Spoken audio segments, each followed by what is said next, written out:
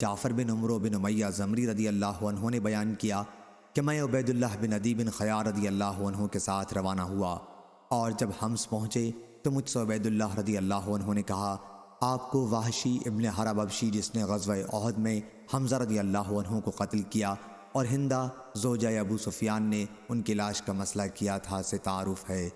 ہم چل کے ان سے حمزہ رضی اللہ عنہ کی شہادت کے بارے میں معلوم کرتے ہیں۔ میں نے کہا کہ ٹھیک ہے، ضرور چلو۔ وحشی حمص میں موجود تھا، چنانچہ ہم نے لوگوں سے ان کے بارے میں معلوم کیا تو ہمیں بتایا گیا کہ وہ اپنے مکان کے سائے میں بیٹھے ہوئے ہیں جیسے کوئی بڑا سا کپا ہو۔ انہوں نے بیان کیا کہ پھر ہم ان کے پاس آئے اور تھوڑی دیر ان کے پاس کھڑے رہے، پھر سلام کیا تو انہوں نے سلام کا جواب دیا۔ بیان کیا کہ عبید اللہ نے اپنے امامہ کو جسم پر اس طرح لپیٹ رکھا تھا کہ وحشی صرف ان کی آنکھیں اور پاؤں دیکھ سکتے تھے۔ عبید اللہ نے پوچھا، اے وحشی، کیا تم نے مجھے پہچانا؟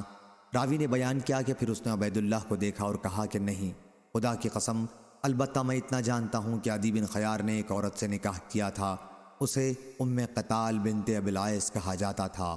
پھر مکے میں اس کے یہاں ایک بچہ پیدا ہوا اور میں اس کے لیے کسی اناج کی تلاش کے لیے گیا تھا۔ پھر میں اس بچے کو اس کی رضائی ماں کے پاس لے گیا اور اس کی والدہ بھی ساتھ تھی۔ غالباً میں نے تمہارے پاؤں دیکھے تھے۔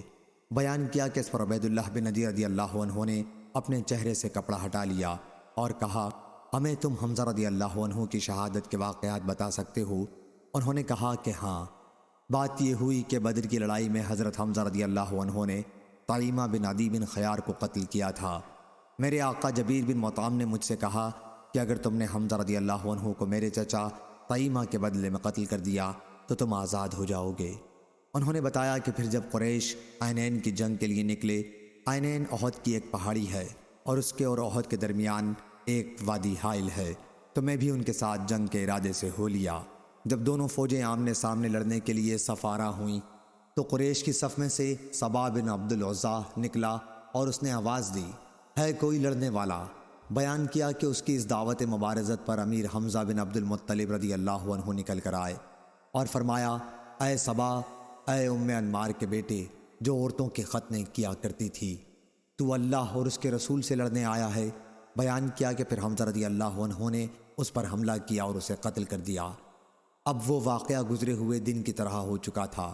وحشی نے بیان کیا کہ ادھر میں ایک چٹان کے نیچے حمزہ رضی اللہ عنہ کی طاق میں تھا، اور جو ہی وہ مجھ سے قریب ہوئے میں نے ان پر اپنا چھوٹا نیزہ پھینک کر مارا۔ نیزہ ان کی ناف کے نیچے جا کر لگا اور ان کی سیرین کے پار ہو گیا۔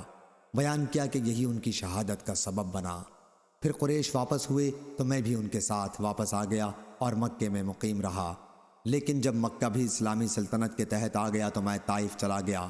طائف والوں نے رسول اللہ صلی اللہ علیہ وسلم کی خدمت میں ایک قاصد بھیجا تو مجھ سے وہاں کے لوگوں نے کہا کہ انبیاء کسی پر زیادتی نہیں کرتے، اس لیے تم مسلمان ہو جاؤ، اسلام قبول کرنے کے بعد تمہاری پچھلی تمام غلطیاں معاف ہو جائیں گی۔ چنانچہ میں بھی ان کے ساتھ روانہ ہوا۔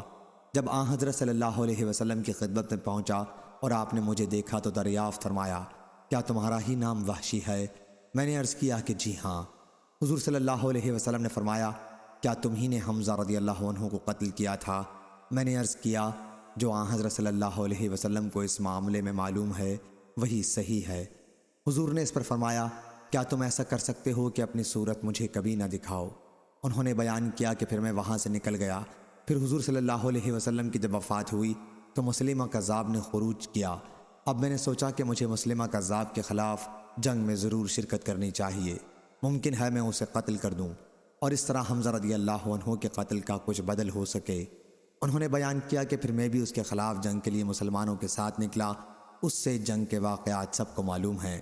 بیان کیا کہ میدان جنگ میں نے دیکھا کہ ایک شخص مسلمہ ایک دیوار کی دراز سے لگا کھڑا ہے، جیسے گندمی رنگت کا کوئی اونٹ ہو، سر کے بال پریشان تھے۔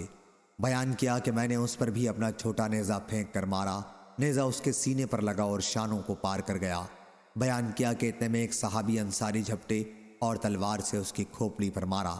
عبدالعزیز بن عبداللہ نے بیان کیا، ان سے عبداللہ بن فضل نے بیان کیا کہ پھر مجھے سلیمان بن یسار نے خبر دی اور انہوں نے عبداللہ بن عمر رضی اللہ عنہ سے سنا۔